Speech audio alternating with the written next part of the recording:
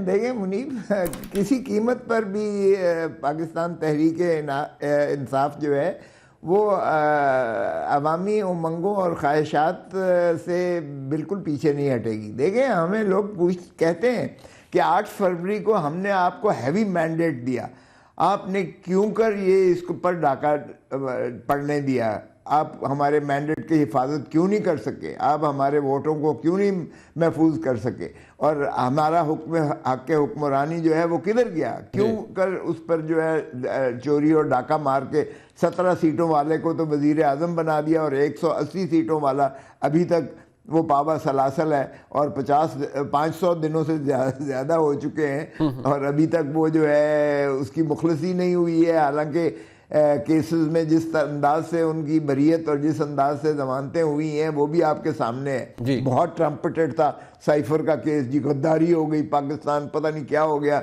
गिर पड़ा है, और वो उठा के हाई कोर्ट ने बाहर फेंका कि इसमें तो कोई एलिमेंट, कोई आंसर जो है बनता ही नहीं है क्रिमिनलिटी का, जुर्म की कोई इसमें से तो जरा बराबर भी सरे मुंह सदाकत नहीं है। तो इसी तरह इद्दत का शर्मनाक केस जिसमें हमारा मजहब अजीज को भी इन्होंने दागदार करने की कोशिश की, जिस बेहियाई और डिठाई से उसको भी सजा करवाई गई, वो भी अपैलेट कोर्ट ने उठा के बाहर फेंका कि इसमें तो बनती नहीं है, जुर्म ही नहीं बनता है। और बाकी केसेस में सारों में जब जमानत हो गई तो उसके बाद जो है इन्होंने ये एक नया केस डाल के तो खान साहब को फिर अंदर रखा, तो उस पर अपनी जगह पे चलती रहेगी। देखें, जंग के ज़माने में भी जंगें होती रहती हैं, फिर भी पार्लेज होते रहते हैं, गुफ्त शुनीद तो होना चाहिए। और मैं समझता हूँ जिस तरह आपने भी अपने इंट्रो में कहा कि क्या उनको अख्तियार भी है, ये तो सवालिया निशान बिल्कुल है। ये बैरिस्टर जफरुल्लाह साहब इसका तो जवाब देंगे कि क्या वाकई उनको ये है भी कि वो 9 मई जिसकी उन्होंने माशाल्लाह 105 लोगों को सजाएं की करवाई हैं, और जिसका आपने देखा कि दुनिया सारी में जितना ज़्यादा उसका जो है चर्चा हुआ है और जितनी बदनामी पाकिस्तान की हुई है और जो कॉवेनेंट्स हमने वायलेट किए हैं, जो बिल्कुल सर, मैं आपसे अगर पूछ पाऊं फिर मैं बैरिस्टर जफरुल्लाह साहब से भी चाहूंगा वो जरूर जवाब दें। बस गुजारिश ये होगी क्योंकि आप दोनों ही माशाल्लाह सराइकी बड़ी खूबसूरत और मीठी जुबान है, बड़ी प्यारी बोल लेते हैं, ये ना हो कि आप उस जोश में दोनों शख्सियात सराइकी बोलने लग पड़े और मेरा हाथ बहुत ही तंग है उसमें, तो मैं गुजारिश करूंगा कि वो ना कीजिएगा। एक बात खोदो साहब मुझे बताएं आपको। जी सर, यकीन करो कि दुनिया की सबसे मीठी जबान है। बेशक सर, ये है। बेशक सर, बेशक सुनने में बहुत खूबसूरत है। मैं कभी आपसे उसकी क्लासेस लूंगा ताकि मुझे भी थोड़ी सी आ जाए। मैं जरा इस पे थोड़ा सा खोला साहब मुझे बताइएगा। सर आपने कहा जंगें भी होती है, पार्लेज भी होते हैं, मुज़ाकरात भी होते हैं, बट सर यहाँ आपने गुफ्तगू का आगाज किया कि लोग आपके, क्योंकि आप, मैं लोगों को बताता भी आप मेरे हल्के के MNA हैं और जब मैं देखा और मैंने तो विटनेस किया आपका इलेक्शन, बट इशू ये है खोसा साहब कि आपने फरमाया सर कि लोग आपको कहते हैं कि कैसे आपने अपना मैंडेट छोड़ दिया, बट सर यहाँ जो मैंडेट वाली डिमांड थी वो इस कमेटी के सामने आप नहीं ला रहे, उसकी कोई खास वजह है? नहीं, ये फेजेस में देखें, जब खान साहब और असीरान की मुखलसी हो जाती है और 9 मई और 26 नवंबर जब उसकी जो है एक जुडिशल कमीशन बना देती है, हम तो कहते हैं ट्रूथ एंड रिकंसिलिएशन एक जो है कमीशन बनना चाहिए हाई पावर्ड। अच्छा, खुदा का बस कर दें यार, अल्लाह का वास्ता है मुनीब, बस कर दें, जमहूरियत को चलने दें, आइन पर अमलदारी हो, रूल ऑफ लॉ हो, हम यही सिर्फ चाहते हैं, कुछ नहीं और चाहते।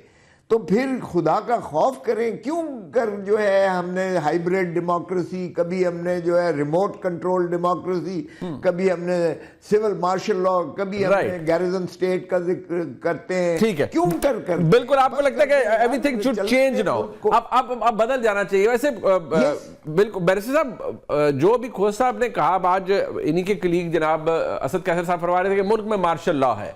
देखिए अब वो आपको भी कह रहे हैं कि बस कर दीजिए कि hybrid regime. Imran Khan by the way Khosa साहब उन लोगों में शामिल हैं जो कि उस वक्त की डिस्पेंसेशन को भी उतना ही कंडेम करते हैं और वो बिल्कुल जस्टिफाई नहीं करते कि जो 2018 के इंतखाबात के अंदर हुआ। उन्होंने टाइम एंड अगेन ये हमेशा कहा है, तो I must put it on record. But बात यह है बैरिस्टर साहब कि जो आज हो रहा है और जो आज निज़ाम है उसकी कोई जस्टिफिकेशन क्या है कि जी इसी तरह से ही चलता रहे एक ताकत के बिना पर एक हाइब्रिड निज़ाम और फिर उसके तहत किसी एक को सजा होती रहे, दूसरा हुकूमत में रहे? Thank you very much. पहले तो मेरी तरफ से आपके हवाले से पूरी कौम को और इंसानियत को नया ग्रेगरी साल मुबारक हो। इंशाअल्लाह उम्मीद है कि पाकिस्तान के लिए और दुनिया के लिए आइंदा साल इस साल से बेहतर साबित होगा इंशाअल्लाह। मैं इस बात से इत्तफाक करता हूँ, बल्कि मैं थोड़ा खुश भी हूँ कि कम अज़ कम PTI इस तरफ आई और कुछ सीनियर एलिमेंट प्रिवेल कर रहे हैं, गुफ्तगू शुरू हो रही है। 2018 में प्राइम मिनिस्टर साहब जब इमरान खान साहब बने थे तो हमारे जो इस वक्त के प्राइम मिनिस्टर है शहबाज शरीफ साहब, उन्होंने खड़े होकर कहा था हम इलेक्शन को तो नहीं मानती, आओ मिल के बैठते हैं, बात करते हैं, आगे बढ़ते हैं। बिलावल साहब भी खड़े हुए, उन्होंने भी कहा, लेकिन बदकिस्मती से मैं तफसील में नहीं जाता, वो वक्त ज़ाया हो गया। बिल्कुल खोसर साहब ने सही कहा कि जंग अज़ीम अव्वल के बाद ट्रीटी ऑफ वर्साय में बातचीत करनी पड़ी, जंग अज़ीम दोम के बाद भी पोस्टडैम में, तेहरान में, सैन फ्रांसिस्को में बात करनी पड़ी, वियतनाम वार में भी बात करनी पड़ी, बात करनी पड़ती है। लेकिन खान साहब का एक मिजाज था कि मैंने बात नहीं करनी, और जो हमारे बारे में सख्त अल्फाज इस्तेमाल होते थे मैं तो नहीं दोहराना चाहता, लेकिन चलो अब अगर एहसास हो गया है कि मेरे कत्ल के बाद अगर उसने जफा से तौबा है, इस ज़ूद पशेमा का पशेमा होना, लेकिन फिर भी मैं मुबारकबाद देता हूँ सारी पार्टियों के, वो बैठ के बात कर रहे हैं। ठीक है जी। अब बात यह है कि पावर अगर हमारे पास नहीं है, हम बात नहीं कर सकते, तो हमसे वो बात ना करते। हमारे पास उनका बैठना इस बात का सबूत है कि चाहे वो रेट्रिक में जो भी करें तो हमारे पास बैठ के बात कर रहे हैं। अभी भी उनके पास चॉइस है, अगर वो समझते हैं कि हम नहीं कुछ कर सकते, बातचीत का फ़ायदा नहीं है, तो वो उठ के जा सकते हैं। हमने तो नहीं उनको मतलब चाय तो पिलाएंगे, दरखास्त भी करेंगे कि भाई बैठो बात करते हैं, अगर हम सख्ती तो नहीं कर सकते। बिस्किट भी खिला देंगे। अलबत्ता थोड़ा जी नहीं, चाय खिलाना, खाना भी खिलाना चाहिए। अच्छा। और प्यार से बात करनी चाहिए। लेकिन मैं इनकी आपको एक तजर्बा बताऊं, 13 से लेकर 18 तक जी मैंने PTI के कोई दर्जनों मुज़ाकरात में मैं बैठा हूं अपनी नून की तरफ से। अच्छा जी। इनका एक प्रॉब्लम है, यकीन करें कि हमसे मुत्तफिक हो जाते थे बहुत सारी बात पे। ठीक है जी। उठते हुए हमें कहते थे यार हम तो ये बात खान साहब से नहीं कह सकते, तो आप खान साहब को अप्रोच करें जहांगीर तरीन के थ्रू। हमें तो वो खोसा साहब को तो आपके इख्तियार पर इशू है कि आपके पास इख्तियार है, यदि आपने तो उनकी मुज़ाकराती कमेटी पर सवाल उठा दिया है ना। नहीं मैंने तो अपना बता दिया है कि हम तो कहते हैं है, और उनका आके बात करना भी सबूत है इस बात का, डिफेक्टो डिजोरे दोनों जी, कि हमारे पास है। अगर नहीं है तो वो they are welcome to walk of.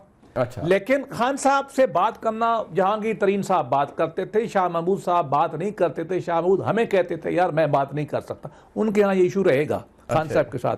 लेकिन मेरा अपना ख्याल ये है कि खान साहब को लड़ाई झगड़े के बाद, पूरे जोर लगाने के बाद अब इस बात का अंदाज़ा हुआ है, इस वजह से उन्होंने पोजीशन चेंज की और अच्छा किया है। देखिए पॉलिटिक्स है क्या, रियलिटी है ना, रियल पॉलिटिक्स है ना, प्रैग्मेटिज्म चलता है ना, आइडियलिज्म तो पता नहीं क्या होता है।